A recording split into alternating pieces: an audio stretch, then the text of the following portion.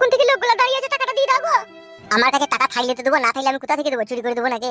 এই যে মিস্টার, 4 কিস্তি ফেল হয়ে গেছে আপনার। আমাদের হেড স্যারকে আর আমরা বুঝাইতেই পারছি না, আজকে টাকা দিতেই হবে আপনাকে। আপনি টাকা কোথায় থেকে আনবেন, কিভাবে আনবেন সেটা আপনি জানেন। আজকে আমরা ফুল এন্ড ফাইনাল ডিসিশন নিয়ে এইছি, টাকা আপনার কাছ থেকে নিয়েই তবে এখান থেকে যাব। টাকা বাড়া থাকলে তো দেবো বাড়া, না থাকলে কোথা থেকে দেবো? ঈদের কথাবার্তা শুনলি কেমন গা পিত্তি জলের রে। সেটাই আপনি একবার ভাবতে পারবেন?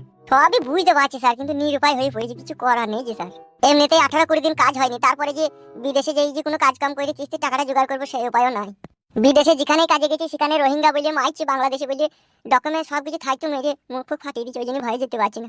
এখন যদি আপনারা জোর জবরদস্তি করেন যে টাকা দিতেই হবে, তাহলে বিদেশে গিয়ে জীবন হারাইতে হবে। আপনারা তো সবই নিউজে দেখছেন, ফেসবুকে, যে সমস্ত ডকুমেন্ট থাকা সত্ত্বেও কিভাবে কুকুর মারা করে মারছে। এবারে আপনারা কিস্তির হেড স্যার, আপনারা যদি জোর জবরদস্তি করেন টাকার লেগে, তাহলে বিদেশে গিয়ে জীবন হারাইতে হবে।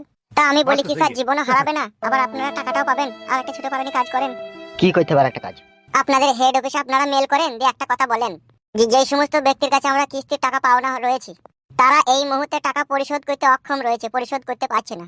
তো 1 বছরকার জন্য তারা কিস্তি দিতে পারবে না, 1 বছরকার জন্য তাদের কিস্তির টাকাটা মুকুব করা হোক। কি আমার মামার বাড়ির রসগোল্লারে টপাটা মুখে ভরে পচপচ করে চিবিয়ে দিলাম, আর 2 দিকে রস গড়িয়ে পড়ে গেল। এগুলা